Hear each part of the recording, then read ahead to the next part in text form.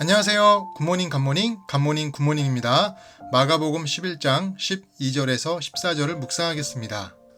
이튿날 그들이 베다니에서 나왔을 때 예수께서 시장하신지라 멀리서 잎사귀에 있는 한 무화과 나무를 보시고 혹 그 나무에 무엇이 있을까 하여 가셨더니 가서 보신즉 잎사귀 외에 아무것도 없더라. 이는 무화과의 때가 아님이라. 예수께서 나무에게 말씀하여 이르시되 이제부터 영원토록 사람이 내게서 열매를 따먹지 못하리라 하시니 제자들이 이를 듣더라. 아멘. 예수님이 예루살렘에 입성하신 후 베다니에서 무화과 나무를 저주하신 사건은 아주 유명한 이야기입니다. 예수님이 왜 무화과 나무를 저주하셨을까요? 라고 물으면 대부분 아직 때가 아니라서 혹은 열매를 맺지 못해서 라고 대답합니다. 근데 이 대답은 본문의 의도를 잘 모르거나 자칫 예수님을 열매가 열릴 때도 아닌데 열매를 찾으시는 인내심 없는 분으로 오해할 수 있습니다. 본문을 제대로 이해하려면 이스라엘의 무화과 나무가 어떻게 열매 맺는지를 반드시 알아야 합니다. 중동 지방의 무화과 나무는 꽃이 피지 않고 잎과 열매를 동시에 맺습니다. 6월절이 있는 4월에 조그마한 잎사귀와 함께 첫 열매를 맺는데 이것을 파게라고 합니다. 이후 긴 여름 동안 커다란 잎과 함께 열매를 4번에서 5번 맺게 됩니다.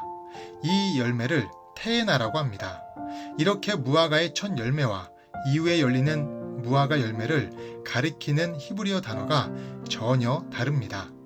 따라서 우리가 이 본문을 오해하는 것은 두 종류의 무화과 열매를 구분하지 않고 같은 무화과 열매로 여기기 때문입니다. 첫 열매인 파게는 그 이후 열매인 테에나에 비해 당도가 떨어지므로 상품성이 없습니다. 그래서 무화과 과수원의 주인은 파게가 열리면 일일이 다 따줘야 합니다. 그래야 이후에 상품성이 있는 테에나가 제대로 열릴 수 있기 때문입니다. 그러나 무화과의 주인은 인건비를 들여 일일이 파게를 따는 수고를 하는 대신에 지나가는 행인이나 아이들이 파게를 공짜로 따먹도록 허락합니다. 이것은 인건비도 아끼고 인심도 얻는 누이 좋고 매부 좋은 일을 행하는 것입니다. 그만큼 파게는 겨울 동안 단 열매에 굶주렸던 사람들에게 최고의 열매였고 선물이었습니다. 그래서 미가 7장 1절에 재앙이로다 나여 나는 여름 과일을 딴 후와 포도를 거둔 후 같아서 먹을 포도송이가 없으며 내 마음에 사모하는 처음 익은 무화과가 없도다 라고 말씀하고 있습니다. 이 미가서의 말씀은 초여름에 맺히는 파게를 간절히 기다리며 긴 겨울을 버티던 이스라엘 사람들에게 그토록 사모하는 파게가 열리지 않았다는 것은 절망이라는 것을 보여주는 것입니다.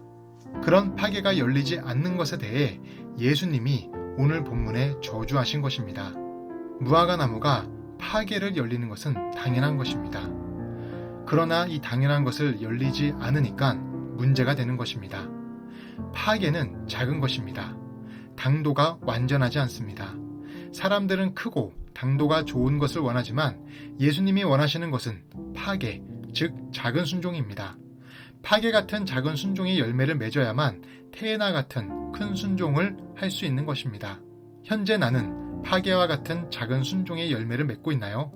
혹여나 큰 순종만 생각하고 작은 순종은 무시하고 있지는 않나요? 주님은 완벽한 순종을 원하시지 않습니다. 큰 순종만도 원하시지도 않습니다. 비록 불완전하고 설익은 순종일지라도 주님은 기쁘게 받으십니다. 따라서 때에 따라 우리가 주님 안에서 작은 순종으로 기쁨을 드리는 인생이 되길 바라겠습니다. 파게와 같은 작은 순종이 열리면 테에나 같은 큰 순종도 우리 삶에 가득 열릴 것입니다. 기도하겠습니다. 하나님, 우리가 비록 당도가 약한 불완전한 순종, 미약하고 연약한 순종을 한다 할지라도 주님이 원하시는 것은 파게와 같은 작은 순종임을 절대로 잊지 않도록 도와주시옵소서. 작은 순종을 할 수 있는 마음과 상황과 능력을 허락하여 주셔서 작은 순종으로 주님의 기쁨이 되는 인생 될 수 있도록 도와주시옵소서. 감사하며 예수님 이름으로 기도드립니다. 아멘.